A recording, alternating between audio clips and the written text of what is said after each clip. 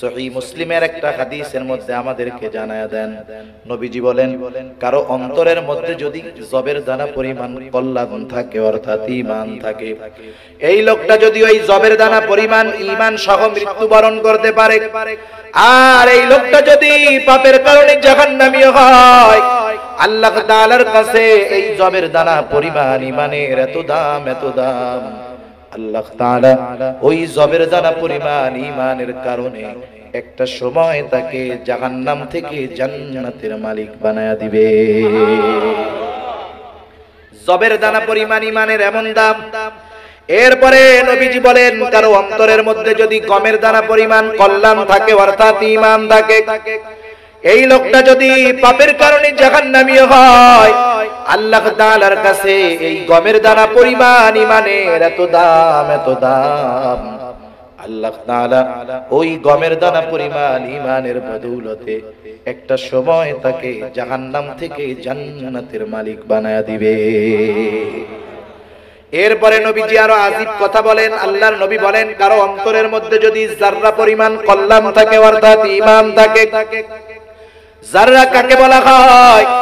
ছোটবেলায় যখন মুরব্বিদের জবানে ওয়াজ শুনেছি, মুরব্বিরা বলতো যাররা হলো একটা বালুকে যদি 70 ভাগ করা হয়, একটা বালু কত ছোট, একটা বালুকে যদি 70 ভাগ করা হয়, ওই 70 ভাগের এক একটা ভাগকে এক একটা যাররা বলা হয়। আধুনিক পরিভাষায় যাররারে বলা হয় অণু। যারা শিক্ষিত সমাজ তারা সহজে বুঝবে অণু। অণু কেমন বস্তু? অণু এত ক্ষুদ্র, এত ছোট, দুনিয়ার কোন চোখ অণুকে দেখতে পারে না, দুনিয়ার কোন স্পর্শ অণুর অনুভূতি টের পায় না, অণু ছুঁইয়া বলতে পারবে না এটা অণু। অণুকে যদি দেখতে হয় তাহলে দরকার হলো অণুবীক্ষণ যন্ত্রের। আল্লাহর নবী বলেন, কারো অন্তরের মধ্যে যদি এই অণু পরিমাণ ঈমান থাকে, আল্লাহ তাআলার কাছে অণু পরিমাণ ঈমানের এত দাম, এত দাম, ওই অণু পরিমাণ ঈমানের বদৌলতে একটা সময় আল্লাহ তাআলা তাকে জাহান্নাম থেকে জান্নাতের মালিক বানায়া দিবে। ইন্নাল্লাযীনা আমানু ওয়া আমিলুস সালিহাত কানাত লাহুম জান্নাতুল ফিরদাউসি নুজুলা। আল্লাহ রাব্বুল আলামিন বলেন, নিশ্চয়ই যারা ঈমান আনে ও আমলে সালেহ করে, কানাত লাহুম জান্নাতুল ফিরদাউসি নুজুলা, আল্লাহ তাআলা বলেন তাদের জন্য রয়েছে জান্নাতুল ফিরদাউসের মেহমানদারি। দুনিয়ার এক একজন মেহমানের মেয়াদ হলো 3 দিন। 3 দিন, 3 দিন পর যেই বাড়িতে মানুষ বেড়াতে যাবে, 3 দিন পর ওই মেহমান ওই বাড়ির একজন সাধারণ সদস্যের মতো। 3 দিন পর যদি ওই বাড়িতে বাড়িওয়ালা তারে ডাউল দিয়া আলু ভর্তা দিয়ে খেতে দেয়, খেতে হবে। সেজন্য দুনিয়ার মেহমানের মেয়াদ হলো 3 দিন। আর দুনিয়ার মেজবানের উপরে মেহমানের যথাযথভাবে সর্বোচ্চ ভালো ব্যবস্থাপনা করার দায়িত্বটাও 3 দিন। কিন্তু কেউ যখন জান্নাতুল ফেরদাউসের মেহমান হবে, এই মেহমানদারি 2 দিন 3 দিনের নয়। এই মেহমান যে হবে সে হবে আল্লাহ তাআলার অনন্তকালের মেহমান। আর আল্লাহ তাআলা 3 দিনের মেজবান হবেন না, আল্লাহ হবেন অনন্তকালের মেজবান। আপনি আমি যদি কোথাও মেহমান হই, 1 সপ্তাহই থাকলাম, স্বাভাবিক আত্মীয় স্বজন বেড়াইতে আসলে 3 দিনের বেশি থাকলেও মেজবান মেহমানের মতোই সর্বসময় চেষ্টা করে তার আপ্যায়ন করা, ঠিক না? একসাথে যদি 7-8 দিন আমি কারো বাসায় মেহমান থাকি, আপনি যদি থাকেন, মেহমানকে ভালোভাবে আপ্যায়ন করার জন্য মেজবান যদি 3 বেলায় গরুর গোশ, খাসির গোশ, মুরগির গোশের ব্যবস্থা করে, 1 সপ্তাহ 3 বেলায় যদি কেউ গরুর গোশ খায়, খাসির গোশ খায়, 1 সপ্তাহ পরে আর সুস্থ থাকা লাগবে না, বদ হজম হয়ে ডায়রিয়া হয়ে যাওয়ার মতো অবস্থা হবে। তখন মেহমানের কি মন চাবে জানেন? মেহমানের মন চাবে যত তাড়াতাড়ি এখান থেকে ভাগা যায়, আপ্যায়নের ঠেলায়, যে এইরকম যদি আমার আত্মীয় আর 1 সপ্তাহ খাওয়ায় তাইলে আর দুনিয়ায় বেঁচে থাকার উপায় নাই। সেজন্য দুনিয়ার মধ্যে অনেক সময় মেহমান তার আপ্যায়নের কারণে বিরক্ত হয়ে যায়, অতি আপ্যায়নের কারণে। আবার অনেক সময় মেহমান অতিরিক্ত বেশি দিন মেজবানের বাড়িতে অবস্থান করার কারণে মেজবানও বিরক্ত হয়ে যায়, ঠিক না? এই জন্য মেহমান মেজবান দুইজনেরই ব্যালেন্স থাকার দরকার। আমি প্রয়োজন ব্যতীত বিশেষ করে শহরে কারো বাড়িতে অতিরিক্ত সময় মেহমান হব না, কারণ শহরে যারা বাসা ভাড়া করে থাকে এই মানুষগুলা কিন্তু খুব কষ্ট পরিশ্রম করে উপার্জন করে। ছোট বাসায় থাকে, একজন মেহমান যদি 10-15 দিন থাকে, ওই লোকটার যদিও দিল বড় হয় কিন্তু পরিবেশের কারণে অনেক সময় কষ্টদায়ক হয়ে যায়। সেজন্য আমরা যখন কারো মেহমান হব, যেই কারণে হব, প্রয়োজন মিটলে চলে আসবো, কাউকে কষ্ট দিব না, ঠিক আছে না ইনশাআল্লাহ? এক এলাকায় এক লোক বেড়াইতে গেছে শহরে, ঢাকা শহর, ছোট্ট একটা রুম, 100 স্কয়ার ফিটের রুম, সাথে বাথরুম, রান্নাঘর, ভাড়া আছে 9-10-12 হাজার টাকাও ভাড়া। এক মেহমান বেড়াইতে গেছে একজনের বাসায়, ছোট ছোট 2টা রুম। লোকটা চাকরি করে, মাস শেষে 20,000 টাকা বেতন। যেই মানুষগুলা নির্দিষ্ট পরিমাণ বেতনের চাকরি করে, প্রতি মাসে তাদের জীবনটা কিন্তু হিসাব করে চলে, কোন দিন কি খাবে এ সবগুলার একটা হিসাব তাদের কাছে থাকে। অতিরিক্ত 2-4 জন মেহমান যদি তার বাড়িতে আসে অনেক সময় কষ্টদায়ক হয়ে যায়। এইবার ওই লোকের বাসায় আসছেন একজন মেহমান, 2 দিন যায়, 3 দিন যায়, সপ্তাহ পার হয়ে যায়, মেহমানের যাওয়ার কোনো খবর নাই, ভাবসাব বোঝা যায় না যাবে কি যাবে না। চাকরিজীবী মানুষ, প্রতিদিন মেহমানরে ভালো খাওয়াইতে খাওয়াইতে মাসের আগেই পকেটের টাকা শেষ। এইবার স্ত্রীতে স্বামীকে বলতেছে, দেখো তোমার আত্মীয় কেমন, মেহমান হিসাবে মানুষ 3-4 দিন থাকে শহরের বাড়িতে, ঠিক আছে, কিন্তু 2 সপ্তাহ পার হয়ে প্রায় মাস হয়ে গেল, এখনো দেখি যায় না, কি করা যায়? স্বামী এইবার বলে, মেহমানরে কি তাড়াই দেওয়া যায়? কেউ যদি আমার আপনার বাড়ি আইসা এরকম থাকে 20-25 দিন বিনা কারণে, আপনি বলতে পারবেন বহুত বেড়াইছেন, এখন ভাগেন, এটা বলা যায়? মান সম্মান থাকবে? স্বামী স্ত্রী দুইজনে পরামর্শ করতেছে কি করা যায়। মেহমানরে তো খেদায়া দেওয়া যায় না, যাইতে বলা যায় না, আবার মেহমানের মেহমানদারিত্ব করতে করতে তো আমার অবস্থা খারাপ, মাস শেষ হওয়ার আগেই পকেট ফাঁকা, কি করা যায়? কিছু কিছু সময় আছে আল্লাহ সুবহানাহু ওয়া তাআলা মা বোনদেরকে বুদ্ধি মেধা কম দিয়েছেন ঠিক, কিন্তু কিছু কিছু সময় স্বামীর বিপদের মুহূর্তে স্ত্রীরা এমন কিছু বুদ্ধি দেয় যেটা কাজে লেগে যায়। সেজন্য স্বামীরা যে বিষয়গুলা স্ত্রীদের সাথে পরামর্শ করার মতো পরামর্শ করলে অনেক সময় ভালো বুদ্ধি পাওয়া যায়। স্ত্রীতে বুদ্ধি দিছে, আপনি চিন্তা করেন না, আমি তো বুঝতেছি আপনি টেনশনে আছেন, তাই এক কাজ করেন, কি করব, আজকে আপনি অফিস থেকে আসার পরে আমরা দুইজনে ঝগড়ার অভিনয় করি। আমাদের ঝগড়ার ভাবটা এমন হবে যে মেহমানের মেহমানদারিত্ব করতে করতে আপনার টিয়া পয়সা শেষ, এরকম। অফিস থেকে আসার পরে স্বামী স্ত্রী দুইজনে ওই যে দেখানোর ঝগড়া শুরু করে দিল। আগন্তুক মেহমান বুঝতে পারলো আমার কারণে হয়তো ঝগড়াটা শুরু হয়েছে, তাহলে কি করার, চলে যাই। ঝগড়া টগড়া দুজনের চলতেছে, ঝগড়া শেষ পর্যায়ে মেহমান বলতেছে, ভাই অনেক দিনই তো বেড়াইলাম, আজকে যাই, সুযোগ পাইলে আবার আসবো। এই বলে ঘর থেকে বের হলো। স্বামী স্ত্রী মেহমানকে বিদায় দিয়ে দরজাটা আটকায় দিয়া রুমের মধ্যে বৈশা দুইজনই হাসাহাসি করতেছে আর বলতেছে। স্ত্রী বলে, দেখেন বুদ্ধিটা কত ভালো না, দেখানোর ঝগড়াটা খুব সুন্দর ভাবে করলাম, তাই না, কাজ হয়ে গেছে। দুইজনের কথার ফাঁকে হঠাৎ করে দরজার মধ্যে আবার টোকা। দরজা খুইলা দেখে সেই মেহমান আবার হাজির। মেহমান এবার বলে, আপনি চিন্তা করেন না, আপনারা দুইজন যেমন দেখানোর ঝগড়া করছেন, আমিও দেখানোর যাওয়া গেছি, আসল যাওয়া যায় নাই, আবার আমি হাজির।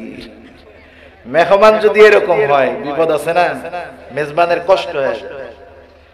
কিন্তু আল্লাহ তাআলা কেমন মেজবান, মেহমান হবে অনন্তকালের মেহমান, আর মেজবান যিনি তিনি কখনো বিরক্ত হবেন না, তিনি হবেন অনন্তকালের মেজবান। শুধু তাই না, মেহমানদারিত্বের ঠেলায় এক সময় মনে চায় আত্মীয়র বাড়ি থেকে চলে যাই, আর গোশ মাছ খাইতে ভালো লাগে না, কিন্তু জান্নাতে যারা মেহমান হবে এরা কখনো বিরক্ত হবে না, এদেরকে কখনো যে জান্নাত থেকে বাহির হওয়া লাগতে পারে এমন বিষয়টাও তাদের অন্তরের মধ্যে আসবে না। অনন্তকাল জান্নাতে তো থাকবে, কোনো সন্দেহ নাই, কিন্তু মনের মধ্যে যদি চিন্তা আসে যে আমাকে যদি বাহির হওয়া লাগে, এই চিন্তাটাও আল্লাহ তাআলা অন্তরে ঢুকতে দিবে না। সুবহানাল্লাহ, কেমন মেজবান আল্লাহ তাআলা। তাহলে আল্লাহ তাআলার মেহমান হওয়ার জন্য দুই শর্ত। এক নাম্বার হলো আল্লাহ বলেন নিশ্চয়ই যারা ঈমান আনে, ঈমান আল্লাহ তাআলা এক নাম্বার শর্ত দিলেন ঈমান। ঈমান একটা শর্ত। ঈমান হলো দুনিয়ার সবচাইতে দামি এবং মূল্যবান একটা সম্পদ। আল্লাহ তাআলা এই দুনিয়াতে আমাদেরকে অজস্র অগণিত নিয়ামত দান করেছেন।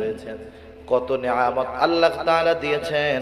আল্লাহ তাআলা এই কোরআনুল কারীমের মধ্যে বলেন ওয়া ইন তাউদ্দু নি'মাতাল্লাহি লা তুহসুহা। আল্লাহ রাব্বুল আলামিন বলেন তোমরা যদি আল্লাহর নিয়ামত সমূহ গণনা করো হিসাব করতে পারবা না। অগণিত নিয়ামত আল্লাহ তাআলা দিয়েছে। আল্লাহ তাআলার নিয়ামত অনেক অনেক অনেক। এই কারণে বিষয়টা এমন না যে অনেক নিয়ামত হওয়ার কারণে আল্লাহ তাআলার নিয়ামতের দামটা কম, এমন না। দুনিয়ার মধ্যে স্বাভাবিক যেই জিনিসটা অ্যাভেলেবেল সব জায়গায় সব সময় পাওয়া যায় সেই জিনিসটার দাম স্বাভাবিক কম থাকে, ঠিক না? যেমন স্বর্ণ, এটা দুষ্প্রাপ্য একটা বস্তু, যার কারণে স্বর্ণের ভরি হলো ৭০,০০০ টাকা। কিন্তু বলেন তো লোহার কেজি কত? লোহার কেজি ৪০ টাকা, ৪৫ টাকা। বিজ্ঞজন বলেন যদি স্বর্ণ লোহার মতো অ্যাভেলেবেল সব জায়গায় সব সময় পাওয়া যাইতো, স্বর্ণের কেজি হতো ৪০ টাকা। আর তাহলে দেখেন আল্লাহর নিয়ামতগুলো অ্যাভেলেবেল সব জায়গায় সব সময় সবখানে পাওয়া যায়। কত নিয়ামত আল্লাহ তাআলা দিলেন। এক একটা নিয়ামত উল্লেখ করে যদি আমরা আলোচনা করতে যাই রাতটা শেষ হয়ে যাবে। আমরা কিছু নিয়ামত আছে যেগুলো আমাদের সর্বদা সব সময় লাগে। যেমন দুনিয়াতে যদি কোনো প্রাণী মানুষ বেঁচে থাকতে চায়, যা বেঁচে থাকার উপকরণ যেগুলা আছে এগুলার মধ্যে অন্যতম উপকরণের নাম হলো অক্সিজেন। অক্সিজেন ছাড়া দুনিয়াতে কোনো মানুষ বেঁচে থাকতে পারে না। আপনাদের এই রেলওয়ে কলোনির দিকে আশেপাশে আছে দুই একজন যে না হুজুর আমাকে ওই জায়গায় একজন আছে উনি মোটামুটি ২-৪-১০ মাস অক্সিজেন ছাড়া হুজুর বেঁচে আসেনি। আমি আপনি ২-৪-১০ দিন না খেয়ে পানি পান করে বেঁচে থাকা যাবে, কিন্তু ৫টা মিনিট যদি অক্সিজেন না পাই এ দুনিয়ায় বেঁচে থাকা কিন্তু আর সম্ভব হবে না। যারা চাকরি করে তারা বুঝবেন, মাস শেষে যখন চাউলের বস্তা শেষের দিকে যায় বারবার বস্তার দিকে নজর যায়, না জানি বেতন পাওয়ার আগে চাউলটা শেষ না হয়ে যায়, টেনশন টেনশন। কিন্তু বলেন তো ওই চাউল যদি ২-৪ দিন ঘরে না থাকে পানি খায়াও বাঁচা যাবে, কিন্তু অক্সিজেন যদি ৫টা মিনিট না নেওয়া যায় ৫ মিনিট দুনিয়ার ৫ মিনিট পরে দুনিয়াতে বাঁচা যাবে না। কিন্তু কোনদিন আমি আপনি রাতের বেলায় ঘুমানোর সময় এই চিন্তা করছি নাকি যে ঘুমাইলাম সকালে যদি অক্সিজেন না পাই তাহলে কি হবে? কোনদিন চিন্তা করছি? মনিটরের ভলিউমটা বাড়ানো রাখবেন। কোনদিন চিন্তা করছি? চিন্তা করি নাই। কেন? এই নিয়ামত আল্লাহ তাআলা এত দামি, ৫ মিনিট না থাকলে দুনিয়ায় থাকা যাবে না, কিন্তু এত সহজে আল্লাহ দিয়েছে সব জায়গায় পাওয়া যায়। সুবহানাল্লাহ। টাকা দিয়ে কিনা লাগে না, কারো হাতে দেওয়া হয় নাই, কারো ক্ষমতার মুঠার মধ্যে দিয়ে দেওয়া হয় নাই যে যিনি দেশের প্রেসিডেন্ট হবেন অক্সিজেন বন্টনের দায়িত্ব তার থাকবে। তাইলে তো বিরোধী দল সব শেষ, ঠিক না? এর নিয়ন্ত্রণ রাখছে কে? আল্লাহ। অথচ কত দামি নিয়ামত, এমন এক দামি নিয়ামত, এটা সর্বোচ্চ দামি নিয়ামত নয়। আল্লাহ তাআলার পক্ষ থেকে আমাকে আপনাকে যেই নিয়ামতগুলো দেওয়া হয়েছে আল্লাহর কসম সবচাইতে দামি যেই নিয়ামত সেটার নাম হলো ঈমান। কারণ একটা মানুষ যদি অক্সিজেনের অভাবে মারা যায়, সে যদি ঈমানদার হয় ঈমানের কারণে নাজাত পাবে, কিন্তু যত সুস্থ থাক, সম্পদ থাক, টাকা পয়সা থাক, ঈমান যদি না থাকে শেষ ঠিকানা হবে জাহান্নাম। ঠিক কিনা বলেন? ঈমান হলো সবচেয়ে দামি সম্পদ। কত দামি সম্পদ কেমনে বুঝাই? আল্লাহ সুবহানাহু ওয়া তাআলা এমন দামি এক নিয়ামত দিলেন যার মূল্যটা কত রাসূল আকরাম সাল্লাল্লাহু আলাইহি ওয়াসাল্লাম একটা হাদিসের মাধ্যমে আমাদেরকে জানায় দেন। সচরাচর আমরা যখন বাজার থেকে কিছু কিনতে যাই, পণ্যের দাম নির্ধারিত হয় মোটামুটি 3 পদ্ধতিতে। কয় পদ্ধতিতে? যে কোনো জিনিস পণ্যের দাম 3টা সিস্টেমে নির্ধারণ করা হয়। কিছু ওজনের মাধ্যমে, কিছু সংখ্যার মাধ্যমে, কিছু পরিমাপের মাধ্যমে। কথা বুঝতেছেন? যেমন বাজারে যখন আমি ডিম কিনতে যাই, এই ডিমের দাম নির্ধারিত হয় সংখ্যার ভিত্তিতে। আমি যদি বাজারে যাই বলি যে ভাই দোকানদার আমার এক কাজ করেন, আধা কেজি ডিম দেন, তাইলে বলবে হুজুর এই জায়গায় রাখো না, পাবনা পাঠায় দাও। ঠিক না? হুজুর ডিম কি কেজি দরে বিক্রয় করে না? তাহলে ডিম বিক্রয় হয় সংখ্যার ভিত্তিতে। 1 ডজন ডিমের দাম মনে করেন 120 টাকা, তাইলে একটা ডিমের দাম হয় 10 টাকা। আবার এমন কিছু পণ্য আছে যেগুলা ওজন করে বিক্রয় করা হয়, যেমন চিনি, চাউল, ডাল, তেল। আপনি যদি বাজারের মধ্যে গিয়ে বলি ভাই আমারে এক খালি চিনি দেন তো, 1 ডজন ডাউল দেন তো, তাহলে কি বলবে? বলবে এটা পাবনা পাঠা, ওর মাথা ঠিক নেই। আবার কিছু জিনিস আছে পরিমাপের মাধ্যমে বিক্রয় হয়, যেমন কাপড়।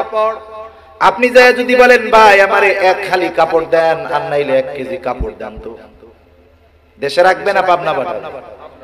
তাহলে বোঝা গেল যে কোনো জিনিসের মূল্য নির্ধারণের পদ্ধতি হলো হয়তো পরিমাপের মাধ্যমে, না হয় ওজনের মাধ্যমে, না হয় সংখ্যার মাধ্যমে। ঈমানের দাম কিভাবে নির্ণয় করলো নবীজি?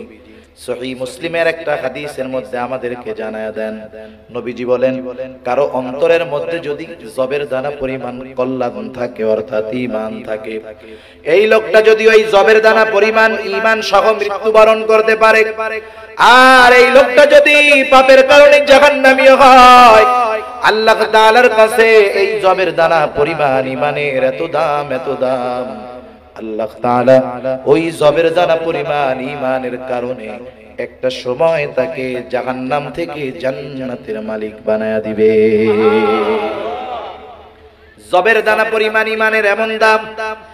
এরপরে নবীজি বলেন কারো অন্তরের মধ্যে যদি গমের দানা পরিমাণ কল্যাণ থাকে, অর্থাৎ ঈমান থাকে, এই লোকটা যদি পাপের কারণে জাহান্নামী হয়, আল্লাহ তাআলার কাছে এই গমের দানা পরিমাণ ঈমানের এত দাম, এত দাম, আল্লাহ তাআলা ওই গমের দানা পরিমাণ ঈমানের বদৌলতে একটা সময় তাকে জাহান্নাম থেকে জান্নাতের মালিক বানায়া দিবে। এরপরে নবীজি আরো আজীব কথা বলেন। আল্লাহর নবী বলেন কারো অন্তরের মধ্যে যদি যাররা পরিমাণ কল্যাণ থাকে, অর্থাৎ ঈমান থাকে। যাররা কাকে বলা হয়? ছোটবেলায় যখন মুরব্বিদের জবানে ওয়াজ শুনেছি, মুরব্বিরা বলতো যাররা হলো একটা বালুকে যদি 70 ভাগ করা হয়, একটা বালু কত ছোট, একটা বালুকে যদি 70 ভাগ করা হয়, ওই 70 ভাগের এক একটা ভাগকে এক একটা যাররা বলা হয়। আধুনিক পরিভাষায় যাররারে বলা হয় অণু। যারা শিক্ষিত সমাজ তারা সহজে বুঝবে অণু। অণু কেমন বস্তু? অণু এত ক্ষুদ্র, এত ছোট, দুনিয়ার কোন চোখ অণুকে দেখতে পারে না, দুনিয়ার কোন স্পর্শ অণুর অনুভূতি টের পায় না, অণু ছুঁইয়া বলতে পারবে না এটা অণু। অণুকে যদি দেখতে হয় তাহলে দরকার হলো অণুবীক্ষণ যন্ত্রের। আল্লাহর নবী বলেন কারো অন্তরের মধ্যে যদি এই অণু পরিমাণ ঈমান থাকে, আল্লাহ তাআলার কাছে অণু পরিমাণ ঈমানের এত দাম, এত দাম, ওই অণু পরিমাণ ঈমানের বদৌলতে একটা সময় আল্লাহ তাআলা তাকে জাহান্নাম থেকে জান্নাতের মালিক বানায়া দিবে। রাসূল আকরাম সাল্লাল্লাহু আলাইহি ওয়াসাল্লাম আর হাদিসের মধ্যে বলেন যেই ব্যক্তি সবচাইতে ছোট জান্নাত পাবে তার জান্নাতের পরিধি হবে কমপক্ষে এই দুনিয়ার 10 গুণ। আর আস্তে কোন সুবহানাল্লাহ। চিন্তা করেন, এখন যদি আপনাদেরকে প্রশ্ন করি, বলেন তো অণু পরিমাণ ঈমানের দাম বেশি নাকি দুনিয়ার 10 গুণ পরিমাণ জান্নাতের দাম বেশি? কোনটার দাম বেশি? অনুপরিমাণ ইমানের দাম বেশি, অনুপরিমাণ যাররা পরিমাণ ইমানের দাম বেশি। কারণ আল্লাহ তাআলা যাররা পরিমাণ ইমানের বদৌলতে দুনিয়ার 10 গুণ পরিমাণ একটা জান্নাত দিবে। সুবহানাল্লাহ। এত জায়গা আল্লাহর আছে না? আছে আছে। আমার আগে হযরত মাওলানা মুহাম্মদ হেলালউদ্দিন রশিদি সাহেব প্রথম আসমানের নিচে কত জায়গা হযরত লম্বা আলোচনা করেছেন, বলার আর প্রয়োজন নাই। বিজ্ঞানের উৎকর্ষতায় তার প্রমাণ যে আল্লাহ তাআলা সপ্ত আকাশ সৃষ্টি করেছেন, 6 আসমানের কথা বাদ দেন, শুধু প্রথম আসমানের নিচে আল্লাহ এত জায়গা রাখছে। আল্লাহ মুহাব্বত করে যদি তার বান্দাকে দুনিয়ার 10 গুণ না 1000 গুণ পরিমাণ এক একটা জান্নাত দেয়, প্রথম আসমানের নিচের জায়গা শেষ হবে না। তাহলে বোঝা গেল ঈমানের দাম সবচাইতে বেশি, ঠিক কি না বলেন? এখন আসেন, অনেক মানুষ তো এই দামি সম্পদ ঈমানের মূল্যায়ন করে না। কারণটা কি? আমি আমার বিশ্লেষণের আলোকে যেটা বুঝলাম, দুইটা কারণে মানুষ কোন সময় দামি সম্পদের মূল্যায়ন করতে পারে না। কয় কারণে? দুই কারণ। খেয়াল দিয়ে শুনবেন, এই দুইটা কারণ এই জন্য মানুষ দামি জিনিসের মূল্যায়ন করে। এক নাম্বার কারণ হলো, দামি জিনিস যদি বিনা পরিশ্রমে পায়, বিনা কষ্টে যদি দামি সম্পদ পেয়ে যায়, তার মূল্যায়ন করে না। যেমন আমাদের সমাজে অনেক মানুষ আছে, বাবা কষ্ট করে পরিশ্রম করে সম্পদের পাহাড় গড়ায় গেছে, কিন্তু সন্তান 2-4-10 বছরের মধ্যে বাবার পাহাড় পরিমাণ সম্পদ শেষ কইরা ঋণের বোঝা ঘাড়ে নিয়া ঘুরে। আছে না নাই? অভাব নাই। আমরা কেন ঈমানের দাম বুঝি না? আমরা মনে করি যেটা, আমরা মনে করি আমার বাপ ঈমানদার, এই জন্য আমিও ঈমানদার, আমার মা ঈমানদার, এই জন্য আমিও ঈমানদার। আল্লাহর কসম, যদি ঈমান উত্তরাধিকার প্রাপ্তে পাওয়ার অবস্থা থাকতো, তাহলে আমরা অতীতের অনেক নবীদের ব্যাপারে জেনেছি তাদের সন্তানেরা ছিল কাফের, ঠিক কিনা বলেন? নূহ আলাইহিস সালামের সন্তান কি ছিল? কাফের ছিল। তার মানে বোঝা গেল ঈমান এটা উত্তরাধিকার সূত্রে পাওয়া যায় না, বরং ঈমানের মতো দৌলত ইহসান করে দয়া করে দান করেন কে? আমরা তো মনে করি সহজে পাইছি, এই জন্য আমরা ঈমানের দাম বুঝি না। কিন্তু সাহাবায়ে কেরামের ইতিহাসের দিকে যদি তাকানো হয়, তাদের ইতিহাস, তাদের অতীত কেমন ছিল, সমগ্র দুনিয়ার বাদশাহী পায়ের কাছে তুলে ধরা হয়েছে। গোটা দুনিয়াকে লাথি মেরে তারা ঈমানকেই গ্রহণ করে নিয়েছে। রাসূল আকরাম সাল্লাল্লাহু আলাইহি ওয়াসাল্লামের একজন সাহাবী, তার নাম হলো আব্দুল্লাহ ইবনে হুযাফা রাদিয়াল্লাহু তাআলা আনহু। আব্দুল্লাহ ইবনে হুযাফা হযরত ওমর রাদিয়াল্লাহু তাআলা আনহুর সময় রোমদের সাথে সর্বপ্রথম মুসলমানদের সরাসরি জিহাদ হয়, সরাসরি যুদ্ধ হয়। এর আগে তাবুক নামে একটা যুদ্ধ হয়েছিল, ইসলামের ইতিহাসে আছে। এটাও মূলত রোমদের সাথে যুদ্ধ হওয়ার কথা ছিল, কিন্তু আল্লাহ তাআলা রাসূল আকরাম সাল্লাল্লাহু আলাইহি ওয়াসাল্লাম রোম সৈন্যদের সাথে মুখোমুখি সংঘর্ষের পূর্বে আল্লাহ তাআলা রোম সৈন্যদের অন্তরে নবীজির ভীতি ঢুকায়া দিলেন। বিনা যুদ্ধে আল্লাহর নবী রোমদের বিরুদ্ধে জয়ী হন। কিন্তু সর্বপ্রথম মুখোমুখি যুদ্ধ হয় হযরত ওমর রাদিয়াল্লাহু তাআলা আনহুর সময়। রাসূল আকরাম সাল্লাল্লাহু আলাইহি ওয়াসাল্লামের প্রিয় সাহাবী হযরত ওমর রোমদের বিরুদ্ধে সেনাবাহিনী পাঠায়া দিলেন।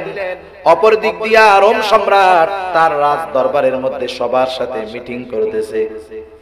আমরা তো এখন পর্যন্ত মুসলমানদের সাথে সরাসরি কোনো যুদ্ধ করি নাই, তাদের যুদ্ধ কৌশল, রণকৌশল সব আমাদের কাছে অপরিচিত। গোয়েন্দা প্রধানকে ডাক দিয়ে রোম সম্রাট বললেন, যাও মুসলমানদের সৈন্য শিবিরের মধ্যে চলে যাও, যা খোঁজ খবর নিয়ে আসো, তাদের সৈন্য সংখ্যা কত, অস্ত্রগুলা কেমন, সব ডিটেইলস আইনা আমার কাছে জানাবা। গোয়েন্দা প্রধান কয়েকদিন পরে সব খবরাখবর নিয়ে বাদশার কাছে হাজির। বাদশাহ একের পর এক প্রশ্ন করে, গোয়েন্দা প্রধান জবাব দেয়। বাদশাহ বলে, ও গোয়েন্দা, মুসলমানদের সৈন্য সংখ্যা কত? গোয়েন্দা বলে, বাদশাহ নামদার, চিন্তা করবেন না, মুসলমানদের সৈন্য সংখ্যা আমাদের অর্ধেকও হবে না, বরং সৈন্য সংখ্যার দিক দিয়ে আমরা দ্বিগুণ। দুনিয়ার মানুষ আমরা কি মনে করি, আমার দলের লোক বেশি তো আমার পাওয়ার বেশি, ঠিক না?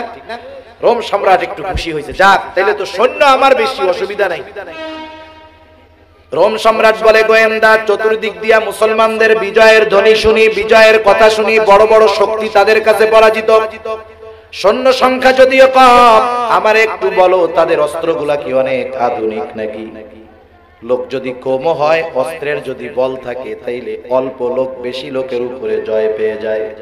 মনে করেন একদিক আছে 15 জন হাতে লাঠি, আর একদিকে একজন তার হাতে একটা অস্ত্র, তাইলে এই 15 জন ওই একজনের কাছে কিছু আসে যায়? বলেন, অস্ত্রের জোরে একজন ওই 15 জনের চাইতে বেশি শক্তিশালী। তাইলে মুসলমানদের অস্ত্রগুলা কি ভালো নাকি, আধুনিক নাকি? যার কারণে অল্প সৈন্য হয়েও বিপুল সৈন্যের বিরুদ্ধে তারা জয়লাভ করে। গোয়েন্দা বলে, না বাদশাহ নামদার, তাও না, মুসলমানদের অস্ত্র আধুনিক না, তাদের চাইতে আমাদের অস্ত্র অনেক আধুনিক এবং অনেক শক্তিশালী অস্ত্র।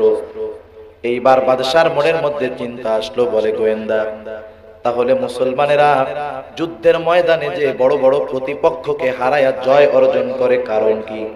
অস্ত্র নাই, সৈন্য সংখ্যাও বেশি নাই, কারণটা কি? গোয়েন্দা বলে, আমি কয়েকটা কারণ অনুসন্ধান করে পেয়েছি। 1 নাম্বার কারণ, মুসলমানেরা যখন যুদ্ধের ময়দানে যায়, মুসলমানেরা যুদ্ধের ময়দানে 2টা উদ্দেশ্য নিয়ে যায়। একটা হলো হয়তো শহীদ নয়তো গাজী, তারা যুদ্ধের ময়দান থেকে ফিরে আসতে রাজি নয়, বরং তাদের তামান্না থাকে শাহাদাত অর্জন করবে, যুদ্ধের ময়দানে জীবনটা বিলায় দিবে। কিন্তু আমাদের সৈন্যবাহিনী টাকা দিয়ে যুদ্ধে পাঠায়, বাধ্য হয়ে যুদ্ধে যায়, যার কারণে প্রতিপক্ষের কঠোর আক্রমণ হলে তারা ফিরে আসে। আর মুসলমানেরা জীবন দেওয়ার জন্য যুদ্ধের ময়দানে যায়, এজন্য কখনো তারা পিছু হটে না। বাদশা বলল, দুনিয়ার মানুষ বেটা বাঁচতে চায়, বাঁচার জন্য কতজন কত কিছু করে, আর ওরা মরতে চায় কোন উদ্দেশ্যে?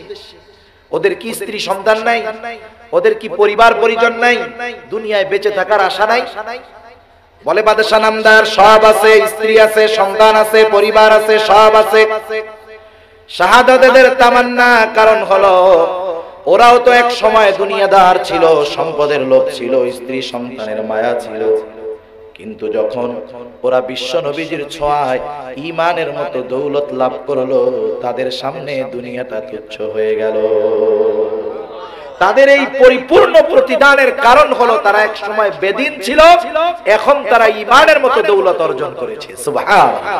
বাদশা একটু অবাক হয়ে গেল, এগুলা মানুষ না ফেরেশতা, এগুলো দেখার দরকার। সেনা প্রধানকে ডাক দিয়ে বলে, ও সেনাপতি শোনো, যুদ্ধের ময়দানে ফলাফল যা হয় হোক, কিন্তু আমার মনের বড় তামান্না, আমি ওই মুসলমান সৈন্যবাহিনীদেরকে একটু দেখতে চাই। সেই জন্য কিছু জীবিত সৈন্য যদি আটক করতে পারো, আমার কাছে রাজধানীতে পাঠায়া দিবা।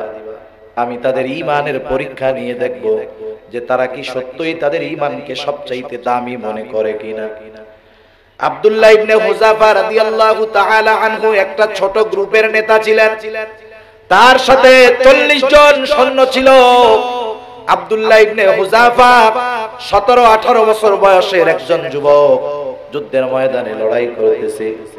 হঠাৎ করে কাফেরদের হাতে উনি ওনার 40 জন সদস্য সহ আটক হয়ে গেলেন। বাদশার আদেশ, এই 40 জনকে পাঠায় দেওয়া হলো রাজধানীতে।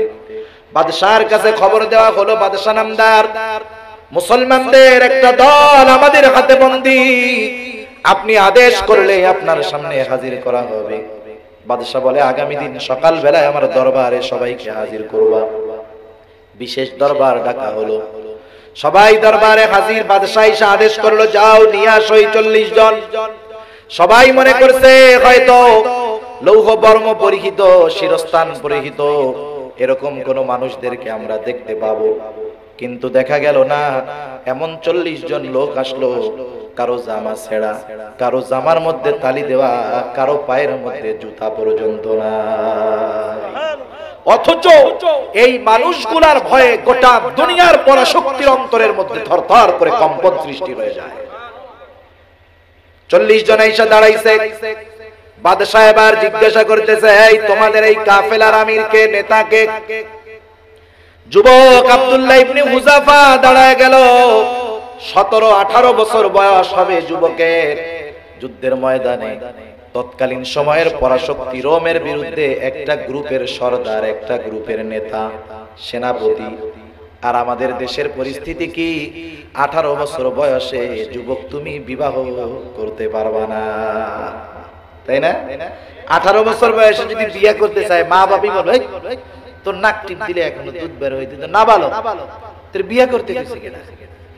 আর তারা 17-18 বছর বয়সে নেতৃত্ব দিয়েছে। শুধু তাই না, মুহাম্মদ বিন কাসিম রাহমাতুল্লাহি আলাইহি উপমহাদেশে রাজা দাহিরের বিরুদ্ধে সুদূর আরব থেকে এই 17 বছরের মুহাম্মদ বিন কাসিম এই উপমহাদেশে ইসলামের পতাকা উড্ডয়ন করেছে। সুবহানাল্লাহ। মাত্র 17 বছরের একটা যুবক। স্বাভাবিক যৌবনকালে মানুষের কিছু চাহিদা থাকে, তামান্না থাকে। বাদশাহ এবার আব্দুল্লাহ ইবনে হুযাফাকে বলে, ও আব্দুল্লাহ তুমি আমার কাছে আসো। সবাই অবাক যে বাদশার হাতে বন্দী, বাদশার বিরুদ্ধে যুদ্ধ করতে আসছে। উপস্থিত মানুষেরা চিন্তা করছে হয়তো বাদশা তাদের ব্যাপারে আদেশ করবে, যাও এদের সবাইকে শিরচ্ছেদ করে দাও। কত বড় সাহস, রোম সম্রাটের বিরুদ্ধে যুদ্ধ করতে আসে। কিন্তু বাদশা কি করলেন? বাদশা এবার আব্দুল্লাহ ইবনে হুযাফাকে ডাকলেন। আব্দুল্লাহ ইবনে হুযাফাকে ডাকলেন, বাদশার পাশে বসাইলেন। বাদশার পাশে বসতে পারা যেন তেন ব্যাপার নয়। বড় বড় রাষ্ট্রপ্রধান বাদশার পাশে যদি একদিন বসতে পারে নিজেকে ধন্য মনে করে। কিন্তু বাদশা তার হাতে বন্দী, তার বিরুদ্ধে যুদ্ধ করতে আসছে। ওই লোকটাকে মহব্বতের সাথে ডেকে নিয়ে বাদশা তার নিজের পাশে বসাইলেন। কারণটা কি? সবার তীক্ষ্ণ নজর এখন এইদিকে। বাদশা করে কি? বাদশা কি পাগল হয়ে গেল না? বাদশা এবার আব্দুল্লাহ ইবনে হুযাফার কানের কাছে মুখটা নিয়ে বলে, আব্দুল্লাহ আমাকে চেনো? আমি কে? আমি হলাম বিশাল রোম সাম্রাজ্যের একচ্ছত্র অধিপতি, অথচ তুমি আমার পাশে বন্দী। আমার পাশে বসার জন্য কত মানুষ পাগল, কিন্তু আমি তোমাকে আমার পাশে কেন বসাইলাম জানো? ও আব্দুল্লাহ, তোমার দিকে তাকানোর পর, তোমার সাথে কথা বলার পর তোমার প্রতি আমার একটা ভালোবাসা জাগ্রত হয়ে গেছে। আমি চাই যে তুমি মুক্তি পেয়ে যাও, কিন্তু কিছু শর্ত আছে। তুমি একা মুক্তি পাবা না, তোমার সাথে যতজনরে আটক করা হয়েছে সবাইকে মুক্তি দিয়ে দেওয়া হবে।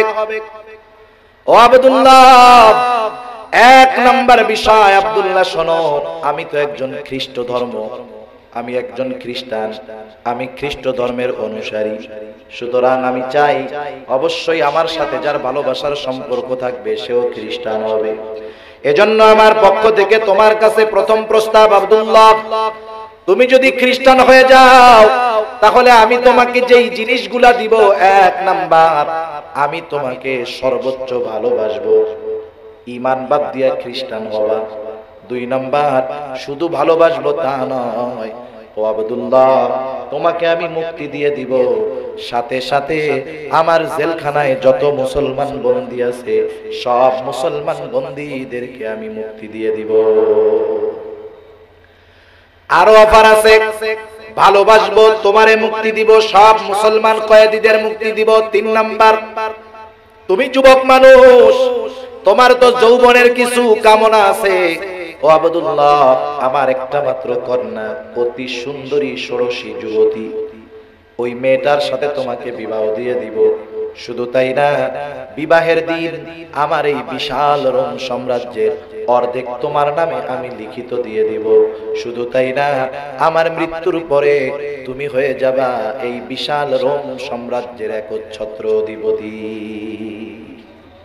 গোটা রোম সাম্রাজ্যের বাদশা তুমি হবা। উপমহাদেশ কত বড়? ভারত, পাকিস্তান, বাংলাদেশ মিলে যত বড় তার চাইতে বেশ কয়েক গুণ বড় ছিল শুধু রোম সাম্রাজ্যের এরিয়া। সুবহানাল্লাহ, এত বড় প্রস্তাব আমাদের কাছে তো এত বড় দরকার নেই।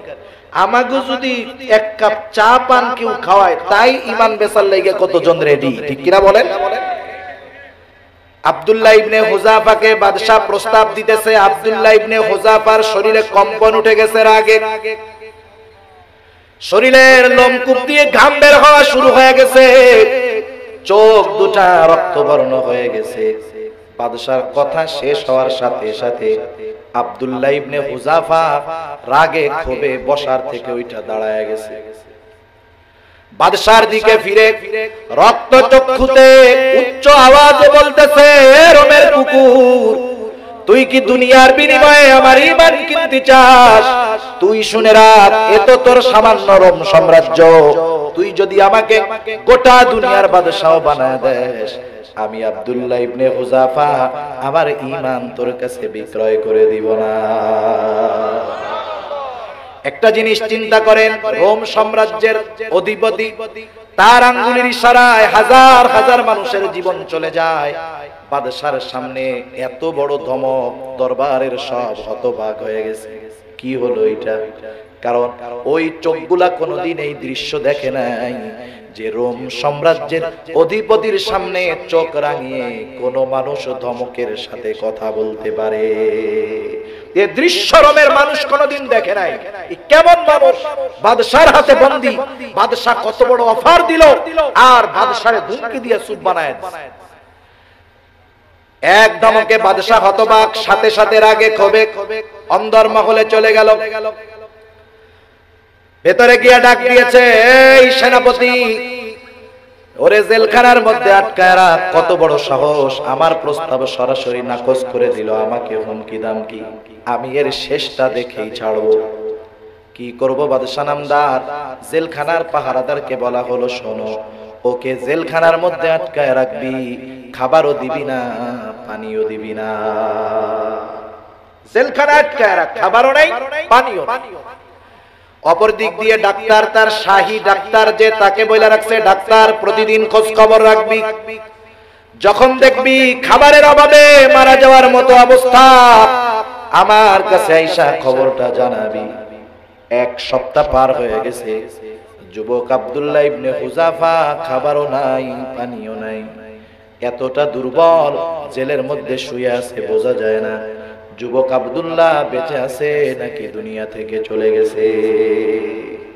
অবস্থা এত দুর্বল, আমরা দুই বেলা না খাইলে তৃতীয় বেলা শুয়ে মুড়ি খাই দুইয়া শেষ, ঠিক না? রোজার দিন সেহরির সময়, আমরা তো সেহরির সময় হলো যত লোড হয়, এখান থেকে চিটাগাং থেকে ট্রাক গুলা যায় না, এই বড় বড় কন্টেইনার যায়, যেগুলো 6 চাকার ট্রাক, ওই যে ছোট কন্টেইনার লাগানো থাকে। একদিন এক প্রয়োজনে বিপদে পড়ে আমি ট্রাকে উঠছি, ওইগুলাই সর্বোচ্চ 10 টন নেওয়ার নিয়ম। এখন আমি ওর ট্রাকে উঠে এক জায়গা থেকে অল্প একটু রাস্তা যাব, জিজ্ঞাসা করতে করতে লোকের বাড়ি কই, ড্রাইভারের বাড়ি আমাদের এলাকায়, ফ্রি হয়ে গেছি। কথায় কথায় জিজ্ঞাসা করতেছি, ভাই 6 চাকার ট্রাক কন্টেইনার লাগানো, এটা কত লোড দিছেন? হুজুর আজকে বেশি দেই নাই। কত দিছেন? 28 টন দিছি মাত্র। আমি কই বলেন, আপনার ট্রাকের পারমিশন হলো 10 টন, আপনি কোন মাত্র 28 টন? এই হলো অবস্থা।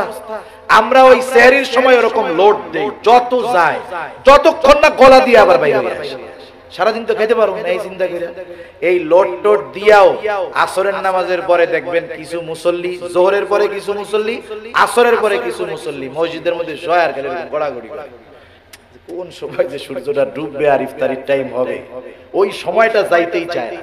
তাহলে চিন্তা করেন, মাত্র 8-10 ঘন্টার ব্যবধানে ক্ষুধায় আমরা কাতর হয়ে যাই। ইফতারির সময় যখন ইফতার সামনে আসে, সব বাদ, মনে হয় যে পানি আর শরবত, ওইটা আমি 5 লিটার একা খাবো, ঠিক না? এক সপ্তাহ খাবার নাই, পানিও নাই। আব্দুল্লাহ ইবনে হুযাফা এত দুর্বল। বাদশার ডাক্তার আব্দুল্লাহ ইবনে হুযাফার কাছে গিয়া নার্ভ পরীক্ষা করতেছে, দেখে যে না, জীবন প্রদীপ নিবু নিবু ভাব। আব্দুল্লাহ ইবনে হুযাফাকে জিজ্ঞাসা করে, আব্দুল্লাহ ইবনে হুযাফা ক্ষুধায় এতটা দুর্বল, মুখ দিয়ে নড়াচড়া করে কিন্তু কথার শব্দটা জবান দিয়ে বের হয় না। বাদশার ডাক্তার চলে গেল বাদশার কাছে, গিয়ে বলে, বাদশা নামদার, আব্দুল্লাহ ইবনে হুযাফার অবস্থা কিন্তু শেষ পর্যায়ে, এখন যদি খানা পানি না দেওয়া হয়, আব্দুল্লাহ ইবনে হুযাফা কিন্তু দুনিয়া থেকে যে কোনো মুহূর্তে বিদায় নিতে পারে। বাদশা বলে, যাও, ওর জন্য খাবার এবং পানি নিয়ে যাও, কিন্তু খাবার হিসাবে নিবা শুয়ারের গোশত, আর পানি হিসাবে নিবা মদ মেশানো পানি। হালাল না হারাম? জীবন যখন সংকটে পড়ে যায়, খাবার নাই, পানিও নাই, কোরআনুল কারীমে আল্লাহ জানায় দিয়েছেন ওই মুহূর্তে যখন কোথাও কোনো হালাল খাবার নাই, কিন্তু জীবন সংকটাপন্ন অবস্থায় জীবন বাঁচানোর তাগিদে যতটুকু হারাম গ্রহণ করার প্রয়োজন অতটুকু কেউ যদি হারাম খাবার খায় এর জন্য আল্লাহ তাআলার কাছে জবাবদিহিতা লাগবে না। ওই সময় জীবন বাঁচানোর জন্য ওইটুকু পরিমাণ হারাম খাওয়া কোন দোষের কোনো কিছু না, আল্লাহর অনুমোদন আছে। আব্দুল্লাহ ইবনে হুযাফা না খাইলে মরবে এমন অবস্থায় তার জন্য শুয়ারের গোশত আর মদ মেশানো পানি জায়েজ হবে না? নিঃসন্দেহে জায়েজ। ও মাসালা উনি আমাকে চাইতে ভালো জানেন। আব্দুল্লাহ ইবনে হুযাফার কাছে প্লেটে সাজায় নিয়ে যাওয়া হলো খাবার এবং পানি। বাদশা বলে খাবার আগে ওরে জানায় দিবা। ওই প্রচন্ড ক্ষুধার্ত ব্যক্তির সামনে যখন খাবার নিয়ে যাওয়া হয় ওই খাবারটা দেখার পর তার ক্ষুধার তীব্রতা আরো বেশি বেড়ে যায়, তখন ক্ষুধার চাপ আরো বাড়ে।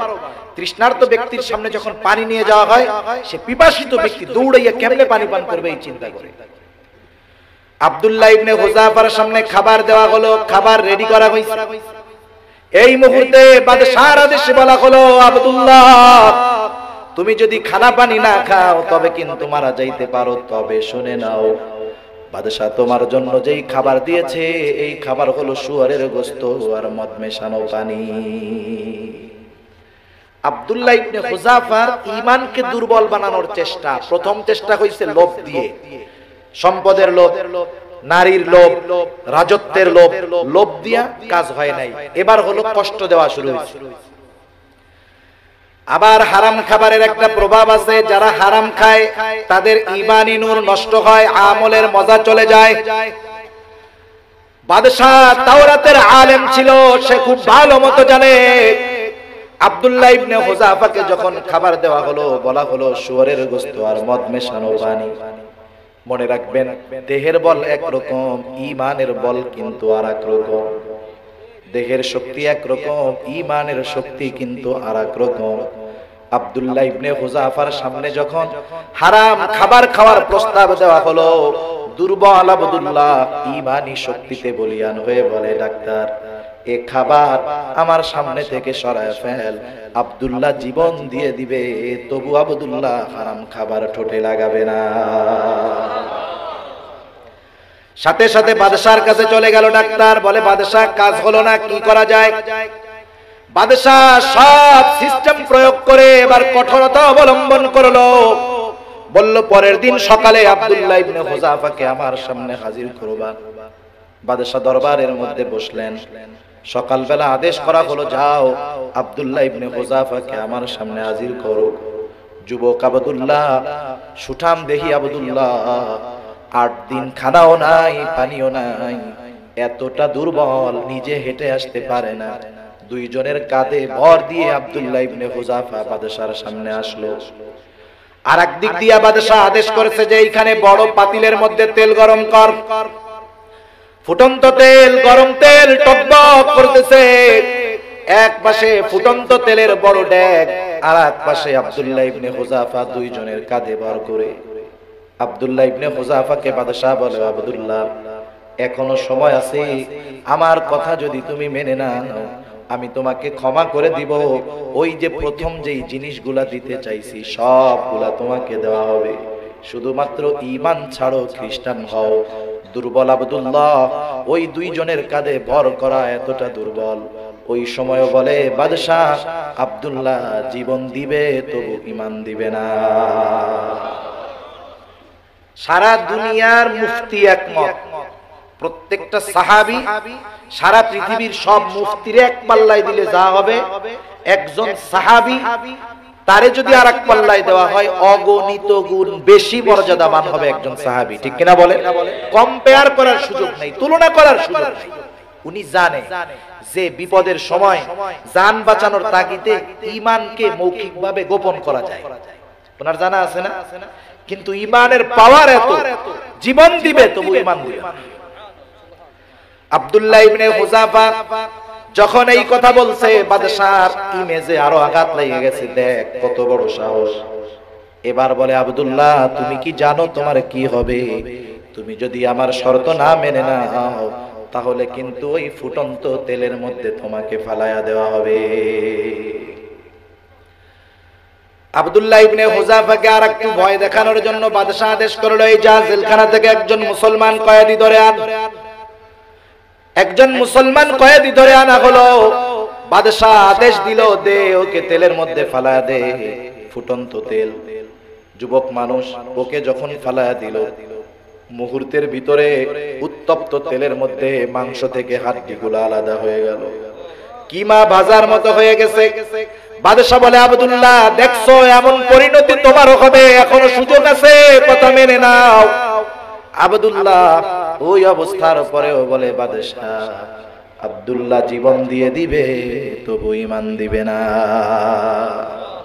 বাদশা চূড়ান্ত পর্যায়ের রাগান্বিত হয়ে গেছে। বাদশা এবার বলে, যা ওরেও তেলের মধ্যে ফালায়া দে। এইবার জল্লাদ দুইজন ধরে ধরে আব্দুল্লাহ ইবনে হুযাফাকে তেলের দিকে নিয়ে যায়। আব্দুল্লাহ ইবনে হুযাফার চোখ দিয়ে পানি পড়া শুরু হয়ে গেছে, কান্না করা শুরু করে দিয়েছে। ওরা তো মনে করতেছে মনে হয় ভয়ে কান্না করে। একজন আইসা বাদশার কাছে বলে, বাদশা নামদার, আব্দুল্লাহ ইবনে হুযাফার চোখে তো এখন পর্যন্ত পানি দেখি নাই, কিন্তু আপনি তাকে তেলে ফালায়া দেওয়ার আদেশ করার পর তার চোখের মধ্যে পানি দেখা যায়। হয়তো আব্দুল্লাহ ইবনে হুযাফার মা বাবার কথা মনে পড়তেছে, পরিবার পরিজনের কথা মনে পড়তেছে। আব্দুল্লাহ ইবনে হুযাফার হয়তো নিজের জীবনের জন্য মায়া লাগতেছে, এই জন্য মনে হয় ভয়ে কান্না করে। এইবার একটু বইলা দেখেন, শুনতে পারে। বাদশা ডাক দিয়ে বলে, আব্দুল্লাহ দাঁড়াও, কান্না করো কেন? আব্দুল্লাহ ইবনে হুযাফাকে বলে, কান্না করো কেন? জীবনের জন্য মায়া হয়, পরিবারের জন্য মায়া লাগে নাকি? আব্দুল্লাহ ইবনে হুযাফা বাদশার প্রশ্নের জবাবে বলে, না বাদশা, না না, মুসলমান কখনো মৃত্যুকে ভয় পায় না। আমি তো চিন্তা করতেছি এইটা যে আমার আল্লাহ আমাকে একটা মাত্র জীবন দিয়েছে, একটা মাত্র জীবন। ঈমানের জন্য, আল্লাহর জন্য আমি আমার এই জীবনটাকে একবার মাত্র উৎসর্গ করতে পারবো, কিন্তু আমার তো মন চায় আমার আল্লাহ আমাকে শত শত জীবন দিবে, আর ঈমানের জন্য আমি আমার শত জীবনকে শতবার কুরবানি করে দিব। তারা আল্লাহর কাছে বলে, আল্লাহ শত জীবন দেন, ঈমানের জন্য শত জীবনকে শতবার কুরবান করব। ঠিক তার উল্টা আমরা চিন্তা করি এক জীবনের জন্য ঈমান রে শতবার বেচবো। ঠিক কিনা বলেন? কেন এই কাজ? কারণ হলো আমরা ঈমানের দাম বুঝতে পারি নাই। সাহাবারা ঈমানের দাম বুঝতে পেরেছে বিদায় সারা দুনিয়া তাদের পায়ের কাছে ছিল, লাথি মেরে দিয়েছে, কিন্তু ঈমানকে ছাড়ে নাই। সেজন্য আমরা আল্লাহ তাআলার রহমত, ঈমানের মতো দৌলত পেয়েছি। দুনিয়ার সব কিছু ত্যাগ করার প্রস্তুত থাকবো, কিন্তু ঈমান ছাড়বো না ইনশাআল্লাহ। এই প্রতিজ্ঞা করা যাবে না ইনশাআল্লাহ। তাহলে আল্লাহ তাআলার মেহমান হওয়ার এক নাম্বার শর্ত হলো এই দামি সম্পদ ঈমান। দুই নাম্বার শর্ত আল্লাহ তাআলা বলেন, ওয়া আমিলুস সলিহাত, আমলে সালেহ। মনে রাখতে হবে সব আমল কিন্তু আমলে সালেহ না। আমরা যারা নামাজ পড়ি সব নামাজ আমল, কিন্তু সব নামাজ আমলে সালেহ না। আমলে সালেহ হলো ওই আমল যেই আমলটা আল্লাহর দরবারে গৃহীত হওয়ার তথা কবুল হওয়ার যোগ্যতা রাখে। সেজন্য আমাদের আমলকে আমলে সালেহ হিসাবে পরিণত করতে হবে। আমলে সালেহ হওয়ার জন্য আমাদের নামাজ, রোজা, হজ, যাকাত, দান, সাদকা এটা আমল, কিন্তু এই আমলটা যদি আমলে সালেহ হতে হয় চারটা জিনিস লাগে। কয়টা জিনিস লাগে? চারটা জিনিস। আর মনে রাখতে হবে যদি আমলটারে আমলে সালেহ বানানো যায়, ওই আমল দিয়ে শুধু পরকালে কাজ হবে তা না, ওই আমল দিয়ে দুনিয়ার কল্যাণ আল্লাহর কাছে কামনা করা যায়। আমরা মনে করি নামাজ, রোজা, হজ, যাকাত ইখলাসের সাথে যেই আমলগুলা করি, কোন আমলটা ইখলাসের সাথে এটা দুনিয়ার কেউ জানবে না। আমি কিন্তু জানি যে কোন আমলটা আমি আল্লাহর জন্য করছি। ঠিক কিনা বলেন? এই ওয়াজ করতেছি কার জন্য এটা দুনিয়ার কেউ জানে না, আল্লাহ জানে। ওয়াজ শুনতেছি কার জন্য কেউ জানে না, আল্লাহ জানে। সাদকা করতেছি কিসের জন্য? দুনিয়ার তো মানুষ বলতেছে দানশীল, কিন্তু আমি যে কি জন্য করতেছি আমি জানি, আল্লাহ জানে। ঠিক কিনা বলেন? সেজন্য দুনিয়ার মানুষ যখন আল্লাহর কাছে দোয়া করে মানুষ যদি এই দোয়ার সময় এমন আমলের ওসিলা দেয় যেই আমলটা আল্লাহর জন্য সে করেছে, ছোট্ট থেকে ছোট্ট আমল হোক, এই ওসিলা দিয়ে যদি দোয়া করে আল্লাহ তাআলার কাছে ওই দোয়া কবুল হওয়ার সম্ভাবনা সবচাইতে বেশি থাকে। সুবহানাল্লাহ। আলোচনায় মনে পড়ে গেল, ঘটনাটা সামনে আসলো তাই বলি। রাসূল আকরাম সাল্লাল্লাহু আলাইহি ওয়াসাল্লাম অতীতকালের তিনজন যুবকের কথা হাদিসের মধ্যে বর্ণনা করেছেন। নবীজি বলেন, একবার তিনজন যুবক একসাথে পাহাড়ের পাদদেশ দিয়ে ঘুরতে বের হলো। পাহাড়ের পাদদেশ দিয়ে তারা পথ চলতেছে, হঠাৎ করে আকাশটা মেঘাচ্ছন্ন হয়ে গেল। তিনজন দেখলো বৃষ্টি আসতেছে, ঝড় আসতেছে, কোথায় লুকাবে? দেখলো পাহাড়ের পাদদেশেই পাশে একটা বড় গর্ত। তিন বন্ধু মিলে চিন্তা করলো, গর্তের মধ্যে আমরা আশ্রয় গ্রহণ করি, ঝড় বৃষ্টি শেষ হলে যার যারা আবার বাড়িতে চলে যাব। এই চিন্তা করে তিন বন্ধু গর্তের মধ্যে বসে অপেক্ষমান। হঠাৎ করে বিশাল বড় একটা পাথর ওই তারা যেই গর্তের মধ্যে অবস্থান করে সেই গর্তের মুখের উপরে এসে পড়লো। গর্তের গুহার মুখটা বন্ধ হয়ে গেল, ভিতরে কবরের মতো অন্ধকার। তিন বন্ধু ভীত হয়ে গেল, বহু চেষ্টা করে, ধাক্কা ধাক্কি করে, যতই চেষ্টা করে কাজ হয় না। এক চুল পরিমাণ পাথরটাকে তারা নড়াতে পারে না। ওইখান থেকে কার কানে তাদের আর্তনাদের আওয়াজ যাবে? দুনিয়ার কেউ জানবে না কোথায় তারা গেছে, কেমনে তারা মরলো, তাদের লাশটা কোথায়, দুনিয়ার আত্মীয় স্বজন কেউ জানতে পারবে না। ঠিক কিনা বলে? তাদের আর্তনাদ দুনিয়ার কারো কানে পৌঁছাবে না, কিন্তু একজনের কানে পৌঁছায়। তিনি কে? তিনজনে মিলে হতাশ, সর্বশেষ আলোচনা করতেছে কি করা যায়। একজন বলে, শোনো, এই বিপদ থেকে আমাদের দুনিয়ার কেউ উদ্ধার করতে পারবে না, একজন পারে, আল্লাহ। আসো আমরা আল্লাহর কাছে দোয়া করি, কিন্তু শোনো, প্রত্যেকেই তার জীবনের এমন একটা কাজকে ওসিলা দিয়ে দোয়া করবা যেই কাজটা সে শুধুমাত্র আল্লাহর জন্য করেছো। এই কাজের ওসিলা দিয়ে আল্লাহর কাছে দোয়া করো। সর্বপ্রথম যুবক দোয়া শুরু করলো, বলে, আল্লাহ, আমি একজন যুবক মানুষ, আমার একজন সুন্দর চাচাতো বোন ছিল, আমি তাকে খুব মহব্বত করতাম, ভালোবাসতাম, কাছে পাইতে চাইতাম, অনেক কিছু মন চাইতো, কিন্তু আমি কখনো সুযোগ পাই নাই। আমার চাচাতো বোনটা খুব সমস্যার মধ্যে ছিল, অভাবগ্রস্ত ছিল। একদিন আমার চাচাতো বোন বিপদে পড়ে আমার কাছে কিছু টাকা ধার চাইলো। তার এই চাওয়াটাকে আমি একটা সুযোগ মনে করলাম। আমি তাকে বললাম, শোনো, তোমাকে আমি টাকা দিয়ে সাহায্য করতে পারি, শর্ত আছে। শর্ত হলো গোপনে আমার সাথে মিলিত হতে হবে, জিনা করতে হবে। হাদিসের মধ্যে আসছে, কাদাল ফাকিরু আন ইয়াকুনা কুফরা, দারিদ্রতা মানুষকে কুফরি পর্যন্ত পৌঁছায়া দেয়।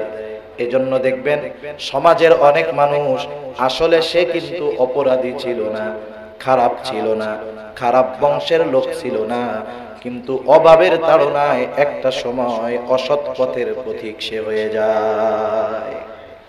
এজন্য আমাদের এই বিষয়টা খেয়াল রাখতে হবে। আল্লাহ যাদেরকে সামর্থ্য দিছে, ভালো, অভাব দেয় নাই, আমরা আমাদের প্রতিবেশী যদি কেউ অভাবের কারণে সে যদি খারাপ পথে চলে যায়, গুনার পথে চলে যায়, এ কথা যদি আমরা মনে করি ও পাপ করছে, ও কবরে যাবে, আমাদের কি? কিন্তু না, আমি সচ্ছল, অভাবের কারণে আমার অসচ্ছল প্রতিবেশী পাপে লিপ্ত হলো, কিয়ামতের দিন তার সাথে আমাকেও আল্লাহর আদালতে আসামির কাঠগড়ায় দাঁড়াতে হবে।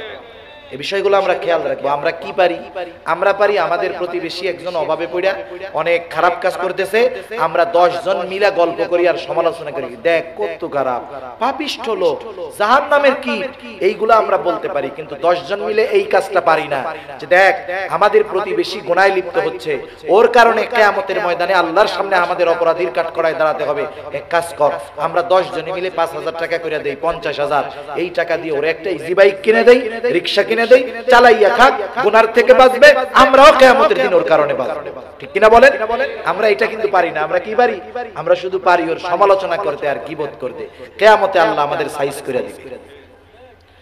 সেজন্য ওই মেয়েটা অভাবের তাড়নায় চাচাতো ভাইয়ের প্রস্তাবে রাজি হয়ে গেল। যুবক বলে, ওই আল্লাহ, নির্ধারিত দিন আমি উপস্থিত হয়ে গেলাম আমার চাচাতো বোনের বাসায়। একেবারে দুইজন দরজা আটকানো, দুনিয়ার কেউ দেখে না, কেউ জানে না, কেউ বাধা দেওয়ার নাই। আমি যখন আমার চাচাতো বোনের একেবারে নিকটে পৌঁছে গেলাম, আমার চাচাতো বোন হঠাৎ করে বলে, ভাই তুমি আল্লাহকে ভয় করো। আমার চাচাতো বোনের এই কথা আমার কান দিয়ে আমার হৃদয় পর্যন্ত পৌঁছায় গেল। আয় আল্লাহ, আমি ওইখান থেকে ফিরে আসলাম যেখান থেকে ফিরে আসার মতো অবস্থা কারো থাকে না। আয় আল্লাহ, ওই পাপ থেকে ফিরে আসাটা এটা যদি শুধুমাত্র আপনার জন্য হয়, আমরা বিপদে পড়েছি, এই বিপদ থেকে আপনি আমাদেরকে উদ্ধার করে। নবীজি আমার বলেন, দোয়া সাথে সাথে কবুল হয়ে গেছে। আল্লাহ তাআলা পাথরটারে একটু সরায়া দিলেন, এখন একটু আলো আসে, বাতাস আসে, কিন্তু বাহির হওয়ার মতো জায়গা হয় নাই। এইবার দ্বিতীয় জন বলে, আল্লাহ আমি দুনিয়াতে রাখাল ছিলাম, আমার এক পাল ছাগল ছিল, ছাগলগুলা দুধ দিত।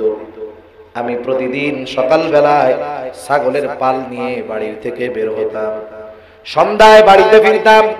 সন্ধ্যায় বাড়িতে ফেরার পর সর্বপ্রথম আমি আমার ছাগলের দুধ দুলাকে দহন করে আমার বৃদ্ধ মা বাবাকে পান করাইতাম। আমি কখনো আমার মা বাবাকে দুধ পান করানোর আগে আমার স্ত্রী সন্তানকে দুধ পান করানো পছন্দ করতাম না।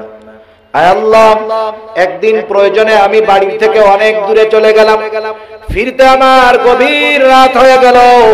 আয় আল্লাহ, বাড়িতে ফেরার পর আমি যখন আমার বকরির দুধ দহন করলাম, আমি দুধের পাত্র নিয়ে আমার মা বাবার রুমে গেলাম, যা দেখি আমার মা বাবা রাতের বেলা বুড়া মানুষ ঘুমায় গেছে।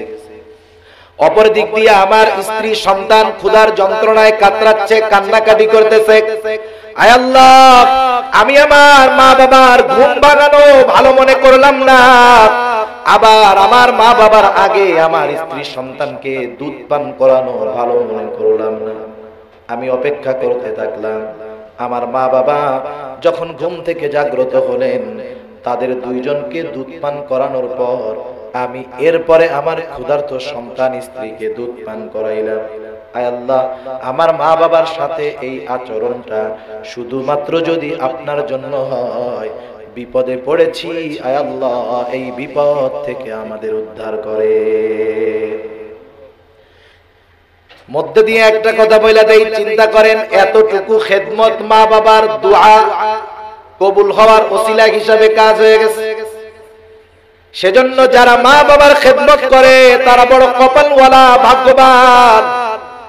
আর যারা চিন্তা করে মায়ের ওষুধ কিনতে গিয়ে, বাবার ওষুধ কিনতে গিয়ে, বাবার প্রয়োজন মায়ের প্রয়োজন মেটাতে গিয়ে আমার অর্থ ব্যয় হবে, এই চিন্তা করে যারা মা বাবার খোঁজ খবর নেয় না, তাদের প্রয়োজন মিটায় না, আল্লাহর কসম এই অপরাধের শাস্তি মরার পরে নয়, দুনিয়ায় থাকতেই শুরু হয়ে যায়।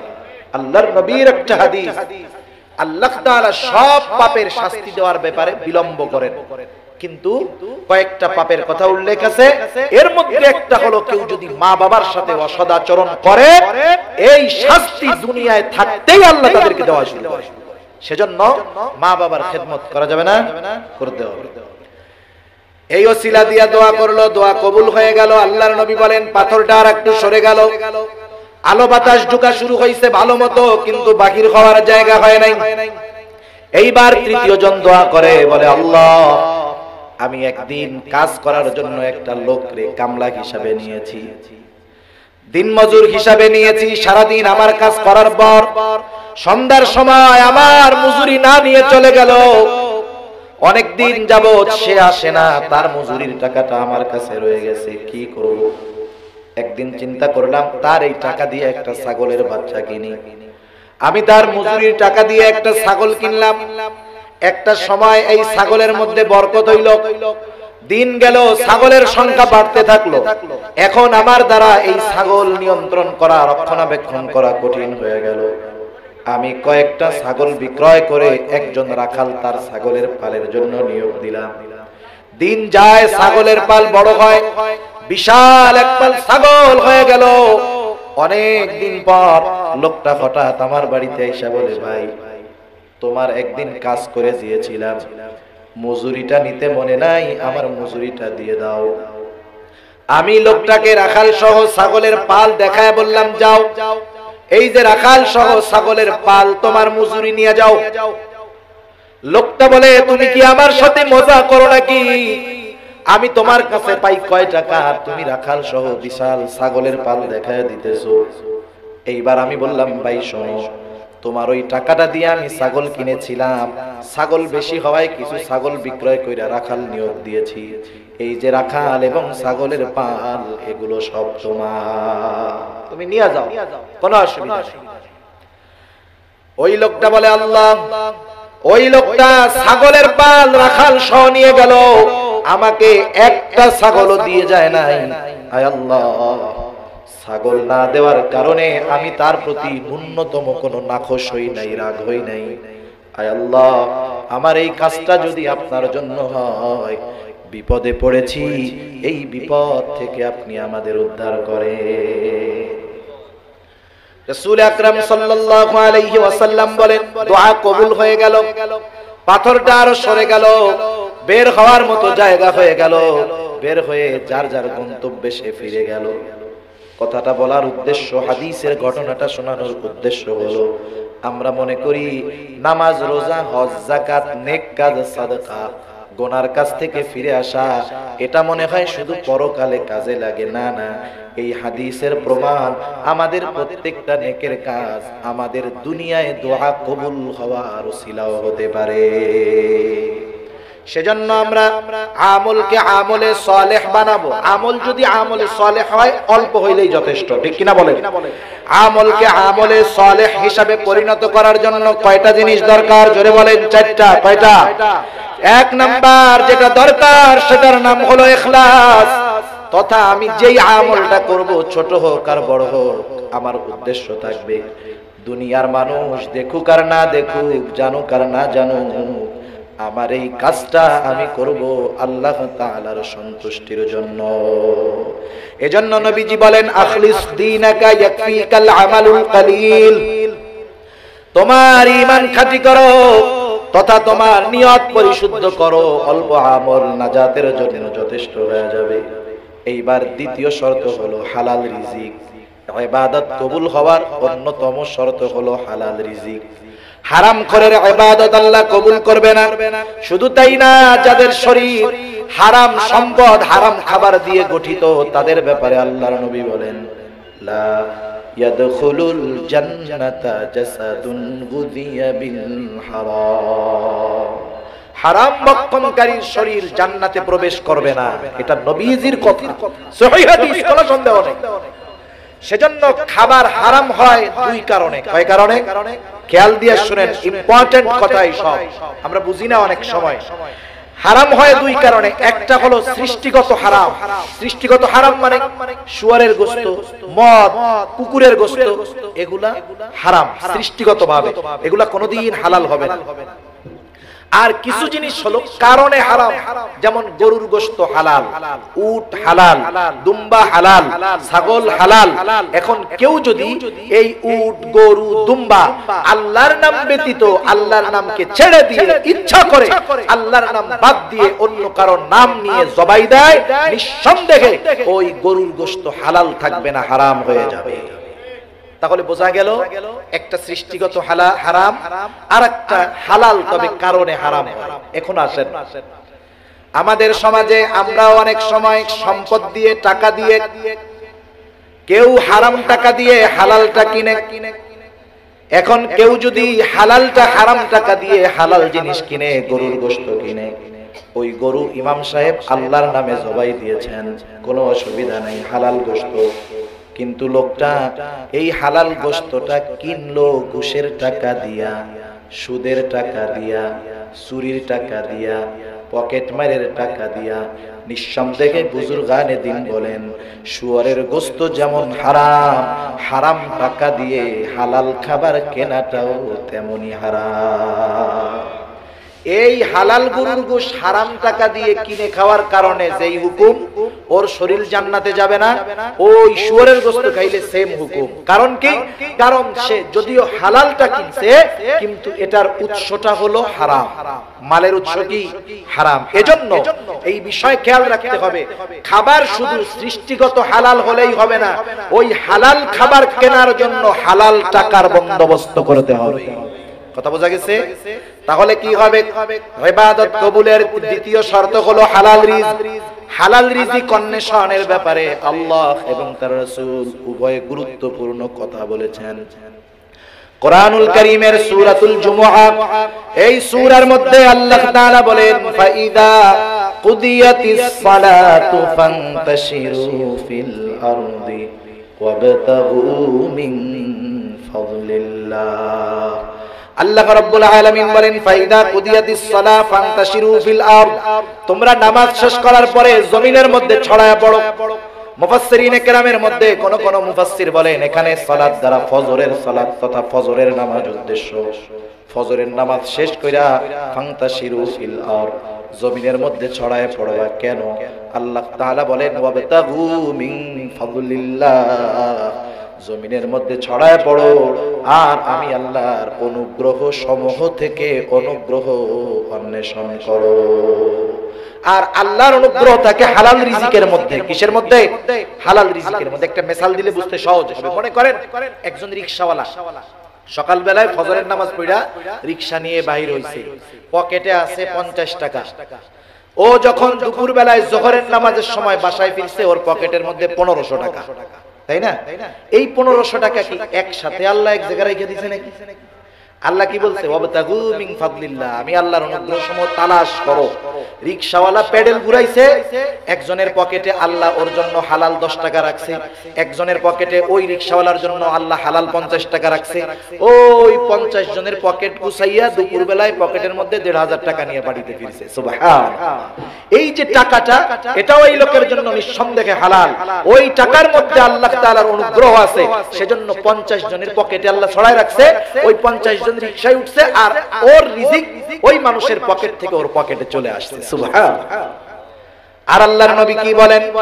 নবীজি বলেন, কাসবুল হালালি ফারিদাতুম বাদাল ফারিদা, ফরজ ইবাদতের পরে অন্যতম ফরজ ইবাদত হলো হালাল রিজিক অন্বেষণ করা।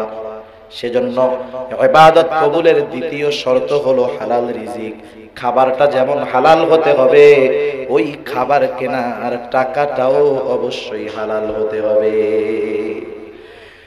ইবাদত কবুল হওয়ার তৃতীয় শর্ত তথা আমলে সালেহ হওয়ার তৃতীয় শর্ত হলো আমলটা সুন্নাহ পদ্ধতিতে করতে হবে। আমি আপনি নিজের মন গড়া যদি আমল করি, সেই আমল আল্লাহর দরবারে কবুল হবে না। নবীজি যেভাবে আমাকে আপনাকে আমল করতে বলছে, নামাজ যেভাবে নবী পড়তে বলছে সেইভাবে পড়তে হবে, যেভাবে পর্দা করতে বলছে সেইভাবে পর্দা করতে হবে, যেভাবে আমাকে আপনাকে গোটা জিন্দেগির মধ্যে আল্লাহর নবী চলতে বলছে সেইভাবে যদি না চলি, আমার আমল আল্লাহর কাছে গ্রহণযোগ্য হবে না। আমরা তো অনেক সময় মনে করি যে নবীজি যেটা করছে ওইটা সুন্নাত। সুন্নাত বলতে আমরা কি বুঝি? সুন্নাত বলতে আমরা অনেকে বুঝি যে সুন্নাত হলো করলে সওয়াব, না করলে গুনাহ নেই। সহজে এটা বুঝি না? এই বুঝ ভুল, কোনো সন্দেহ নেই। কারণ কি? কারণ কিছু সুন্নাত আছে নবীজির কাজ কাম এটাই সুন্নাত, কিন্তু কিছু সুন্নাত আছে যেগুলো ফরজ, না করলে গুনাহ। যেমন আমরা নামাজ পড়ি, নামাজ হলো ফরজ ইবাদত, নামাজ ফরজ করেছে আল্লাহ। কোরআনুল কারীমের 82 জায়গায় আল্লাহ নামাজের কথা বলছে, কিন্তু কোরআনুল কারীমে নামাজ কিভাবে পড়তে হবে এটা কিন্তু আল্লাহ বলে নাই। নামাজ কিভাবে পড়বো নবী বলেন, সাল্লু কামা রাআইতুমুনি উসাল্লি। আল্লাহ নামাজ ফরজ করেছে, তোমরা নামাজ কিভাবে পড়বা? আমি নবীকে যেভাবে নামাজ পড়তে দেখো তোমরা সেইভাবে নামাজ পড়ো। আমরা যেই নামাজ পড়ি সেটা নবীর দেখানো নামাজ পড়ি। বলতে পারেন হুজুর নবীর তো জিবরাইল আলাইহিস সালাম দেখায়া দিয়েছে, সে কথা বাদ, কিন্তু আমরা জিবরাইলের ফরজ এই রুকুর কথা আল্লাহ বলছে, কিন্তু শিখায়া দিয়েছেন নবী। ঠিক কিনা বলেন? এই রুকু যেমন ফরজ তেমন সুন্নাত, এই সুন্নাতটা হলো ফরজ সুন্নাত। সেজন্য কিছু সুন্নাত আছে ফরজ, আবার কিছু সুন্নাত আছে ওয়াজিব। যেমন সারা দুনিয়ার মুহাক্কিক মুফতিয়ানে কেরাম একমত, যাদের দাড়ি এক মুষ্টির বেশি লম্বা হয়, যাদের হয় না তাদের ভিন্ন, কিন্তু যাদের হয় করতে দেয় না তাদের ব্যাপারে বলতেছি। সারা দুনিয়ার মুফতিয়ানে কেরাম বলেন দাড়ি কমপক্ষে যার এক মুষ্টির বেশি লম্বা হয় কমপক্ষে এক মুষ্টি রাখতে হবে। দাড়ি রাখা সুন্নাত, তবে এক মুষ্টির বেশি রাখতে হবে। যদি কেউ না রাখে এই সুন্নাত, যদি মনে করে যে রাখলে সওয়াব না রাখলে গুনাহ নাই, তা হবে না। বরং দাড়ি রাখা এমন সুন্নাত, ওয়াজিব সুন্নাত, এক মুষ্টি কমপক্ষে রাখতে হবে, নাইলে ওয়াজিব তরকের গুনাহ সব সময় হবে। আল্লাহ যাদের নাই তাদের রাখার তৌফিক দিক। জোরে বলি আমিন, আরো জোরে বলি আমিন। আসলে মুসলমান যারা, মুমিন যারা, কার মনের মধ্যে ঈমান আছে, অন্তরে ঈমান আছে, বোঝা যায় তখন যখন সে কোনো নেকের কাজ করতে পারে না, কিন্তু নেকের কাজের ব্যাপারে তার কি লাগে, আফসোস লাগে, হায় রে আমি যদি করতে পারতাম। এজন্য অনেক সময় যারা দাড়ি রাখে না, অনেকে তাদেরকে আমরা তিরস্কার করি, খবরদার। আমরা তাদের বলবো ভাই তুমি দাড়িটা রাখো, আল্লাহ তোমার আরো বরকত দিবে। অনেকে দুনিয়ার পেরেশানিতে, চিন্তায়, পরিস্থিতির শিকার হয়ে দাড়ি রাখতে পারে না। আমরা তাদের অনুগ্রহ করব, কখনো তাদেরকে কথার দ্বারা ছোট করব না। কথা বোঝা গেছে? এরপরে আসেন কিছু সুন্নাত আছে আমল করলে সওয়াব, না করলে গুনাহ নাই। আবার কিছু সুন্নাত আছে এমন যেটা দুনিয়ার কাজের সাথে লাগায় দিলে ওই দুনিয়ার কাজটাও আল্লাহর দরবারে আমল বলে গৃহীত হয়ে যায়। যেমন বাথরুমে যাওয়া, ইস্তেনজা করা, প্রস্রাব পায়খানা করা, এটা দৈনন্দিন সবাই করি। সবাই করি না? সব ধর্মের লোক করে, মুসলমানও করে, হিন্দু বৌদ্ধ খ্রিস্টান সবাই করে। এখন যদি কেউ এক সপ্তাহে একবারও পায়খানা না করে, তার মনে হয় সগীরা কবিরা গুনাহ হবে? হবে? যদি ডেইলি 10 বার করে একটা সওয়াব হবে। বোঝা গেল এই কাজ করলেও সওয়াব নাই, বেশি করলেও সওয়াব নাই, না করলে সওয়াবও নাই, গুনাহও নাই। কিন্তু কেউ যদি এই বাথরুম করতে যাওয়ার সময় শুধু নিয়ত আর পদ্ধতিটাকে পরিবর্তন করে, ইবাদত হয়ে যাবে। মনে করেন একজন ফজরের আযান শুনে ঘুম থেকে উঠলো, ওইটা নিয়ত করে ফজরের নামাজে যাব, ইমাম সাহেব লম্বা কেরাত পড়বে, আমি যদি ওযু ইস্তেনজা না করি, প্রস্রাব পায়খানা না করি, নামাজের মধ্যে বাথরুমে চাপ দিলে অবস্থা খারাপ হয়ে যাবে। এই চিন্তা কইরা বাথরুমের দিকে রওনা হয়ে গেল। সর্বপ্রথম বাথরুমের দিকে যাওয়ার সময় মাথাটাকে সে ঢেকে নিবে, টুপি দিয়ে হোক, গামছা দিয়ে হোক, কাপড় দিয়ে হোক। কারণ মাথা ঢাকা শুধু সুন্নাত নয়, মাথা ঢাকা বিজ্ঞান সম্মত সুন্নাত। চিকিৎসা বিজ্ঞানীরা বলতেছে যে বাথরুমে গেলে মাথা ঢাকা রাখলে অনেক উপকার, কারণ বাথরুমের মধ্যে অনেক ব্যাকটেরিয়া আছে। চুল হলো সংবেদনশীল একটা সৃষ্টি, মাথার চামড়াটাও ময়লা আকর্ষণ করে বেশি। এজন্য দেখবেন যাদের লম্বা দাড়ি আছে, দাড়িতে কোনোদিন খুশকি লাগে না। দাড়িতে খুশকি লাগে, কিন্তু মাথায় আপনি চুল যদি বড় রাখেন বা ছোট রাখেন, 2, 4, 10 দিন সাবান শ্যাম্পু না করে দেখেন মাথার মধ্যে ময়লা জৈমা অবস্থা খারাপ হয়। আমি সকালে শ্যাম্পু করছি, এখন যদি নড়া দিই দেখবো যে ময়লা ভরা, কিন্তু দাড়ির মধ্যে আলহামদুলিল্লাহ নাই। কারণ কি? মাথার যে স্কিন, মাথার উপরে যে চামড়া, এটা ব্যাকটেরিয়াকে আকর্ষণ করে। আর মাথা যখন ঢাকা থাকে, ওই ব্যাকটেরিয়া মাথার আকর্ষণ পায় না, মাথার মধ্যে আসে না। আর যদি মাথা না ঢাকা বাথরুমে যায়, আস্তে আস্তে ব্যাকটেরিয়ার আক্রমণে ওই মাথার মধ্যে ময়লা হয়, খুশকি হয়, ঘা হয়ে যায়, বিভিন্ন রকমের সমস্যা হয়, চুল পড়ে যায়, এরকম অনেক সমস্যা হয়। এজন্য বিজ্ঞানীরা কয়েক বছর আগে বলতেছে বাথরুমে গেলে মাথা ঢাকবেন, আর নবীজি 1500 বছর আগে বলছে মাথা ঢাকা বাথরুমে যাবা, এটা আমার সুন্নাত। এরপরে বাথরুমে ঢোকার আগে দোয়া পড়বে, বাম পা দিয়া ঢুকবে। বাথরুমে ঢোকার পরে যতটুকু কাপড় ওঠানোর দরকার ততটুকু উঠাবে। এরপরে বাথরুম হাজত শেষে টিস্যু পেপার ঢিলা যা ব্যবহার করে করবে। এরপরে পানি দিয়ে ভালো মতো পরিষ্কার হবে। এরপরে ডান পা দিয়ে বের হবে, বের হওয়ার পরে দোয়া পড়বে, ওযু করবে। এই যে বাথরুমে গেল, দুনিয়ার সাধারণ একটা কাজ শুধুমাত্র নিয়ত এবং সুন্নাত পদ্ধতিতে করার কারণে আমল নামায় এই বাথরুম করাটাও ইবাদত বলে যোগ হয়ে যাবে। আমল সহজ, খানার সময় সুন্নাত আছে না নাই? সুন্নাতগুলো অনুসরণ করলেই খাওয়াটা ইবাদত হয়ে যাবে। রাস্তায় চলার সুন্নাত আছে, শুধু নিয়ত করব রাস্তার ডান পাশ দিয়ে হাঁটতেছি, এটা নবীজির সুন্নাত। আল্লাহর কসম, এই হাঁটাটা ইবাদত হয়ে যাবে। দুনিয়ার প্রত্যেকটা কাজ এর সাথে যদি সুন্নাত লাগায় দেওয়া হয়, ওই দুনিয়ার সাধারণ কাজটাও ইবাদত বলে গণ্য হয়ে যায়। তাহলে আমলে সালেহ হওয়ার জন্য তৃতীয় শর্ত হলো রাসূলুল্লাহ সাল্লাল্লাহু আলাইহি ওয়াসাল্লামের পদ্ধতিতে হতে হবে। 4 নাম্বার, যেই আমল মানুষ করবে সেই আমলের মাসলাগুলা জানা নিতে হবে। যেমন একজন নামাজ পড়বে, নামাজের বাহিরে ভিতরে আছে 13 ফরজ, 14টা আছে ওয়াজিব। ফরজ ছুটে গেলে নামাজ বাতিল, ওয়াজিব ছুটে গেলে সৌসিজদা দিলে হবে। এখন বলেন, যেই লোকটা নামাজের ফরজগুলা জানে না, নামাজের মধ্যে যদি তার কোনো ফরজ ছুটে যায়, তার কোনো খবর থাকবে নাকি? কত নামাজ যে ফরজ ছুটে যাইয়া বাদ হইছে ও জানেই, ঠিক কিনা বলেন? এজন্য যেই ইবাদত করবে সেই ইবাদতের মাসলাগুলা জানবে।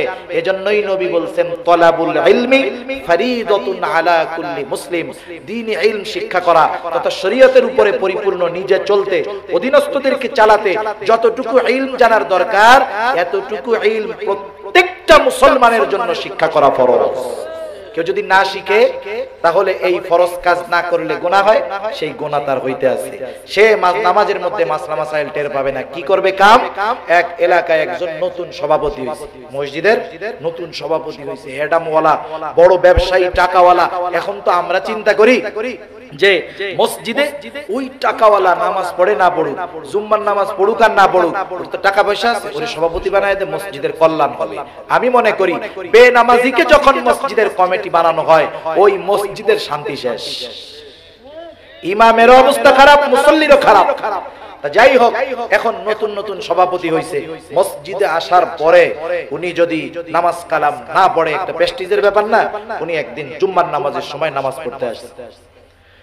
সূরা কোরআনে প্রথম সূরা ফাতিহা এক হিসাবে, আর এক হিসাবে সূরা বাকারা, সর্বশেষ সূরা নাস। এটা যে নামাজ নাও পড়ে সেও জানে, ঠিক না? এখন উনি আয়েশা নামাজে দাঁড়াইছে, কিন্তু সভাপতি সাহেব প্রথম রাকাত পায় নাই। দ্বিতীয় রাকাতে ইমাম সাহেব সূরা নাস পড়া নামাজ শেষ করে দিল। উনি ইমামের সাথে দ্বিতীয় রাকাতে আয়েশা শামিল হলেন, সালাম টালাম ফিরাইয়া ইমামের নামাজ শেষ। এবার সভাপতি নামাজ থেকে দাঁড়ায় গেল, আর এক রাকাত পড়বে। এই জন্য উনি সূরা ফাতিহা পড়া চুপ করে বসে আছে। কি পড়বে উনি টেরি পাইতেছে। মনে মনে চিন্তা করি, ইমাম সাহেব কি কাজটা করলো? কাজ বাজার পায় নাই, শেষ রাকাতে সূরা নাসটা পড়ে শেষ করে দিল। এইবার হাতটা ছাইড়া ইমাম সাহেবরে ধমক একটা দিয়া বলে, ইমাম সাহেব এই রকম ইমামতি নাকি এতকাল করেছেন, শেষ রাকাতে সূরা নাসটাও পড়ে ফেললেন, আমি এখন কি পড়ব? হ্যাঁ, সহজ কথা, যেখান থেকে পারে পড়লেই নামাজ হয়ে গেল, ঠিক না? কিন্তু দেখেন, এই মাসালা না জানার কারণে কি টেনশন, কি পেরেশানি, কি চিন্তা। এজন্য আমাদের জিন্দেগির আল্লাহ না করুক অনেক ইবাদত হয়তো কবুল হইতেছে না এই মাসালাগুলো না জানার কারণে। আমরা এই কাজগুলো করব। আমাদের অনেক যুবক ভাই নামাজ পড়ে কিন্তু জানে না। কি জানে না? নামাজ এখন তো প্যান্ট, আগের আমলে তো প্যান্ট নাভির উপরেই ছিল, বেল্ট দিয়া বাঁধা রাখতো। এখন যদি কেউ নাভির উপরে প্যান্ট বেল্ট দিয়া পয়রা ইন করে, সবাই দেখবে আর বলবে, দেখ ওই যে বলদ যায়, দেখ দেখ দেখ। আগের আমলের লোক সতর ডাইকা প্যান্ট পরতো, তাদের বলতো বলদ। আর এখন প্যান্ট পরে কোথায়? প্যান্ট ফেকে যাইয়া হলো এই দুই পাশে দুইটা হাড্ডি আছে, ওই জায়গায় যে প্যান্টটা কোনো মতে ঠেকে, নাভির এক বিগত নিচে প্যান্ট পরে, এক বিগত নিচে। এই ছেলে গেঞ্জি পরে, শর্ট গেঞ্জি, নামাজের মধ্যে সেজদা দিছে, সব বাইরে হয়ে গেছে, নামাজ পড়তেছে, একটা রাকাতও নামাজ কবুল হয় নাই ওর। কারণ 3 তাসবিহ না, ইমাম সাহেব তো সুবহান রাব্বিয়াল আলা পড়ে 10 বার, 11 বার। 3 তাসবিহ পার হইয়া 11 তাসবিহ ওর সতর বাইর হয়ে আছে, নামাজ আছে না গেছে? তাহলে দেখেন, ও কিন্তু নামাজ পড়তেছে আবেগের সাথে, আল্লাহর সন্তুষ্টি নিয়েই পড়তেছে, কিন্তু এই মাসালা জানে না যে 3 তাসবিহ পরিমাণ সতর বাহির থাকলে, খোলা থাকলে নামাজ বাতিল হয়ে যায়, ওর জানা নাই। অথচ নামাজ পড়তেছে, আছে না নাই? এজন্য আমরা যেই ইবাদত করব সেই ইবাদতগুলোর মাসালা জানব। এরপরে এই 4 শর্ত যখন ঠিক থাকবে, তখন আমার আমল হবে আমলে সালেহ। আল্লাহ তাআলা সেই কথাই বলেন, এই দুইটা জিনিস, ইন্নাল্লাযীনা আমানু ওয়া আমিলুস সালিহাত, নিশ্চয়ই যারা ঈমান আনে এবং ঈমানটা হতে হবে শিরক মুক্ত ঈমান, দুই নাম্বার যারা আমলে সালেহ করে, আল্লাহ বলেন কানাত লাহুম জান্নাতুল ফিরদাউসি নুজুলা। ওই মুমিন দুই শর্ত পূরণকারী ব্যক্তির জন্য রয়েছে জান্নাতুল ফিরদাউসের মেহমানদারি। আল্লাহ জানায় দেন, ও আমার গোলাম, তুমি হবা জান্নাতুল ফিরদাউসের অনন্তকালের মেহমান, আমি আল্লাহ হয়ে যাব অনন্তকালের মেজবান। আল্লাহ তাআলা আমাদের সবাইকে জান্নাতুল ফিরদাউসের মেহমান হিসাবে কবুল করুন। জবান খুলে বলি আমিন, আরো জোরে বলি আমিন। ওয়া আখিরু দাওয়ানা আনিল হামদুলিল্লাহি রাব্বিল আলামিন।